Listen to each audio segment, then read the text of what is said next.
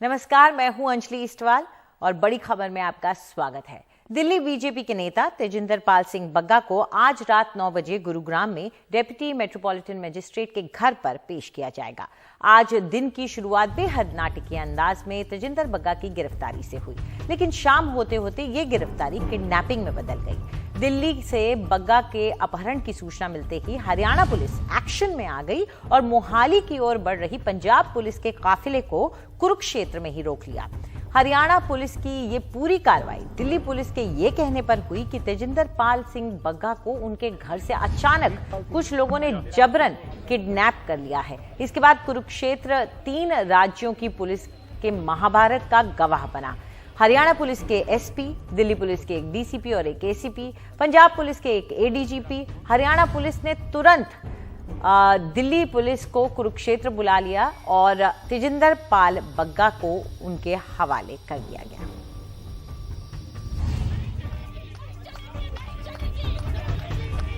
और सीधा रुख करते हैं हमारे सहयोगी सौरभ शुक्ला का, जो सुबह से ही तेजिंदर बग्गा का जो कुल अलग अलग काफिले जो लेकर जा रहे हैं उस पर नजर रखे हुए हैं।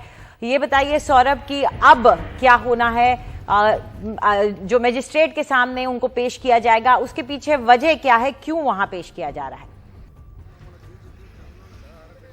देखिए, ये एक प्रोसेस है। सुबह चूंकि तेजिंदर पाल सिंह बग्गा के फादर ने किडनैपिंग की कंप्लेंट दर्ज कराई थी, जिसने दिल्ली पुलिस ने एफआईआर दर्ज कर ली और दिल्ली पुलिस जब हरियाणा गई है तो सर्च वारंट लेके गई है द्वारका कोर्ट से।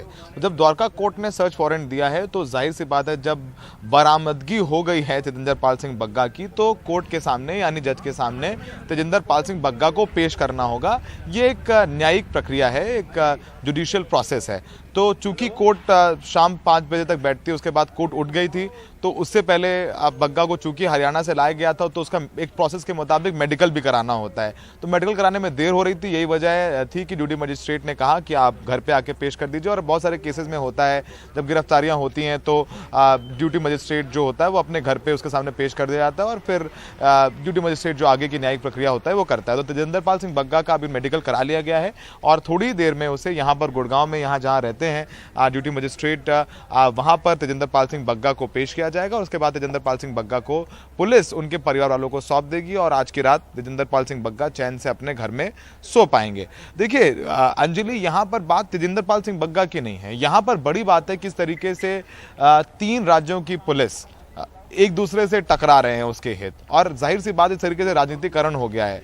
आज कहीं ना कहीं अगर एक रिपोर्टर के तौर पर एनालाइज करें, अंजलि आप भी जानती हैं, कहीं ना कहीं पंजाब पुलिस थोड़ा सा वीक फुटिंग पे थी। जाहिर सी बात है, जब आप किसी को अरेस्ट करने जाते हैं तो स्टेट पुलिस को अगर आप दिल्ली आए तो आपको पहले से इन्फॉर्म करना था, जिसे लीगल टर्म कहते हैं आमद करवाना। तो जो आमद करवाने गई पंजाब पुलिस दिल्ली पुलिस के पास, अरेस्ट करने के बाद गई, तो यहाँ प्रोसीजरल कहीं ना कहीं वीक फुटिंग पे पंजाब पुलिस थी। अदर दिल्ली पुलिस ने अपना केस मजबूत बनाया, एक एफआईआर दर्ज कराई, उसके बाद कोर्ट से ऑर्डर लिया, सर्च ऑर्डर, और वो सर्च ऑर्डर लेकर के हरियाणा गई। उन्होंने बताया कि देखिए किडनैपिंग हुई है इस आदमी की और आपके पास है, देखिए हमारे पास ये सर्च ऑर्डर है द्वारका कोर्ट का, आप तेजिंदर पाल सिंह बग्गा को हमें सौंप दीजिए। तो आज legally Delhi police strong footing पे थी। यही वजह है कि आज कहीं ना कहीं पंजाब पुलिस की थोड़ी सी किरकिरी जरूर हो गई। और जिस तरीके से देखिए, चाहे वो जिग्नेश मेवानी का मामला हो, वहां आराम से सब कुछ हो गया क्योंकि असम में भी बीजेपी की सरकार है और गुजरात में भी बीजेपी की सरकार है, आराम से कोऑर्डिनेशन हो गया। और आज भी तेजिंदर पाल सिंह बग्गा को क्यों दिल्ली पुलिस ले आई वापस, क्योंकि हरियाणा में बीजेपी की सरकार है, दिल्ली पुलिस केंद्र सरकार के अंदर है, तो कहीं ना कहीं कोऑर्डिनेशन अच्छा हो गया।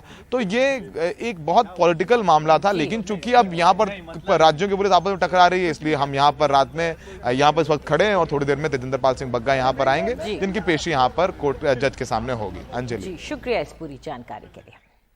और अब बढ़ते हैं दूसरी खबर की तरफ। कोलकाता में बीजेपी कार्यकर्ता का शव मिलने के बाद से बवाल मचा है। आज गृह मंत्री अमित शाह कार्यकर्ता के घर पहुंचे और कहा कि हिंसा की राजनीति में न भरोसा है और न ही इससे डरते हैं। इस सिलसिले में पश्चिम बंगाल सरकार से रिपोर्ट भी मांगी गई है। युवा बीजेपी संगठन के सदस्य अर्जुन चौरसिया की लाश कोलकाता में फांसी के फंदे पर लटकी हुई मिली। ये घटना ऐसे समय हुई जब कुछ ही देर बाद अमित शाह कोलकाता पहुंचने वाले थे। अब इस मुद्दे पर बंगाल में बीजेपी और टीएमसी में काफी मनमुटाव हो गया है। अमित शाह के दौरे के मौके पर चौरसिया शुक्रवार को ही एक बाइक रैली की अगुवाई करने वाले थे। गृह मंत्री कोलकाता पहुंचते ही चौरसिया के घर गए और बाद में तृणमूल पर सियासी हत्या कराने का आरोप लगाया। तृणमूल सरकार के 1 साल हुआ है, उसके दूसरे ही दिन बंगाल में राजनीतिक हिंसा, राजनीतिक हत्या का परंपरा फिर से शुरू किया है। मैं पीड़ित परिवार से मिला हूं। भारतीय जनता पार्टी के कार्यकर्ता अदालत के सामने गए हैं कि इसका वीडियोग्राफी के साथ पैनल पोस्टमार्टम हो और इसकी जांच सीबीआई को सौंपनी चाहिए। मैं आपको दिखा दूं, ये एरिया है, इधर कुछ घर हैं और इस तरफ भी कुछ घर हैं और कुछ अबैंडन्ड बिल्डिंग्स भी हैं। तो उसी में से एक के अंदर इनका शव मिला है और बीजेपी के सीनियर नेता यहाँ पे हैं। अभी हमारी उनसे बात भी हुई। पुलिस भी काफ़ी संख्या में है और उनका ये कहना है कि मर्डर टीएमसी के प्लेबुक से हुआ है। तृणमूल कांग्रेस का ये कहना है कि उनका कोई इन्वॉल्वमेंट नहीं है और बीजेपी प्रोपेगेंडा और एजेंडा कर रही है और पुलिस इन्वेस्टिगेट करेगी और देखेगी कि ये मर्डर क्यों हुआ और किन परिस्थितियों में हुआ है। लेकिन बीजेपी इसको एज अ पॉलिटिकल टूल भी यूज़ कर रही है क्योंकि उनका ये कहना है कि अमित शाह के आने से एकदम पहले हुआ है। जहां पर बीजेपी कार्यकर्ता का शव मिला, वहां दिन भर बीजेपी और तृणमूल कार्यकर्ताओं के बीच नारेबाजी होती रही और बीच बीच में झड़पें भी हुई। मुख्यमंत्री ममता बनर्जी की पार्टी ने हत्या के आरोपों को बेबुनियाद बताया। ये आरोप बाहरी बीजेपी के लोगों के हैं। पोस्टमार्टम से पहले ये कैसे तय कर सकते हैं कि क्या हुआ? अमित शाह को ही क्यों बुलाया? प्रधानमंत्री को भी बुला लें।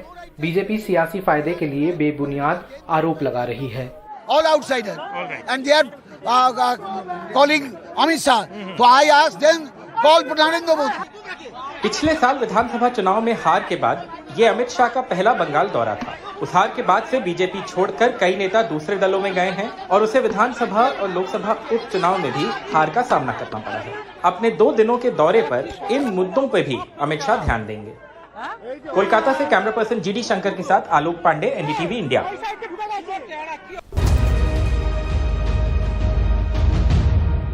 उत्तर प्रदेश की अनाज मंडियों में प्राइवेट ट्रेडर्स से गेहूं किसानों को 2150 से 2200 रुपए प्रति क्विंटल तक की रेट में मिल रही है, जो सरकारी रेट 2015 प्रति क्विंटल से 7% से 10% तक ज्यादा है। गेहूं किसानों का कहना है कि इस बार तेज गर्मी की वजह से गेहूं की पैदावार घटी है।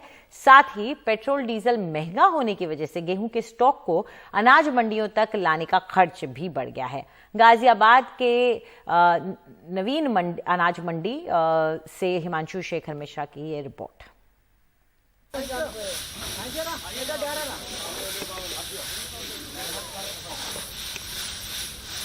गाजियाबाद की नवीन अनाज मंडी में गेहूं की खरीद चल रही है। किसान हाजी फरियाद और अनीश ने कुछ ही मिनटों में एक कारोबारी से 2210 रुपए प्रति क्विंटल के हिसाब से गेहूं का सौदा कर लिया, जो सरकारी दर 2015 रुपए प्रति क्विंटल से करीब 200 रुपए ज्यादा है। प्राइवेट खरीदारों को इस बार गेहूं किसान ज्यादा क्यों बेच रहे हैं? इसलिए बेच रहा है क्योंकि लेवी पे रेट कम है, 2015 है। हाँ। और यहाँ 2150-2200 रुपए गेहूं बिक रहा है। अच्छा, मंडी में। मंडी में यानी सरकारी रेट 2115 रुपए है। हाँ, और आप 2015 है और आपको 2100-2200 रुपए 2200 तक बिक रहा है। 2200 तक बिक रहा है। जब फसल शुरू में आई तो भाव 2000 रुपए तक गिर गया था और सरकारी कांटों पे गेहूं जाने लगी थी। कुछ ही सडनली 2-4 दिन में ही गेहूं की जो है एक्सपोर्ट चालू हो गया। अफगानिस्तान, मिस्र और जो भारत सरकार के जो टाई अप होते हैं एक्सपोर्ट के, तो एकदम खरीद चालू हो गई मंडियों में। पोर्ट पर जाने, कांडला पोर्ट पर जाने लगा वहाँ पर गेहूँ, तो और जगहों के व्यापारी इस मंडी में आने लगे, तो उन्होंने इस भाव को बढ़ा दिया। यहाँ पर आज की तारीख में गेहूँ जो है लगभग 2150 से 2200 रुपए भाव है पिछले 15-20 दिन से, 1 महीने से। गेहूं किसानों को इस सीजन में सरकारी रेट से ज्यादा मिल रहा है, लेकिन मार्च अप्रैल में तेज गर्मी की वजह से गेहूं की पैदावार काफी घट गई है। पहले 1 एकड़ में 25 क्विंटल तक पैदावार होती थी, अब वो घटकर 15 से 16 क्विंटल के आसपास रह गई है। पेट्रोल डीजल की बढ़ी कीमतों ने खर्च और बढ़ा दिया है। पैदावार 3 क्विंटल से ज्यादा नहीं हुआ है। अच्छा, 2.5-3 कुंटल का। 2.5-3 क्विंटल। एक बीघे में 2.5-3 क्विंटल। पहले कितना होता था? पहले 4 कुंटल के 5 किलो पेट में हो जाता था। 4 से 5 क्विंटल तक होता था। तो इस बार नुकसान हुआ आपके? बहुत नुकसान हुआ, बहुत नुकसान, पैदावार कम हुई है ना। मेन कारण यही है, डीजल पेट्रोल महंगा है, इसी वजह से महंगाई है। और सीएनजी जो गैस है वो दुगना महंगा हो गया। तो आपके लिए गेहूं गांव से लेकर मार्केट तक लाना महंगा हो रहा है? जी महंगा हो रहा। अनाज मंडी में एक तरफ जहां निजी व्यापारी सीधे किसानों से खरीद कर रहे हैं, वहीं सरकारी खरीद काउंटरों पर सन्नाटा पसरा है।